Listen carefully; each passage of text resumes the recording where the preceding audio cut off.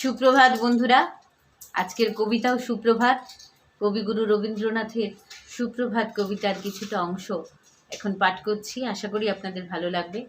Like comment করতে ভুলবেন না। তাহলে শুরু করছি। রুদ্র তোমার দারুণ দীপ্তি এসেছে দুয়ার ভেদিয়া, বক্ষে বেজেছে বিদ্যুৎ বান স্বপ্নের জাল ছেদিয়া।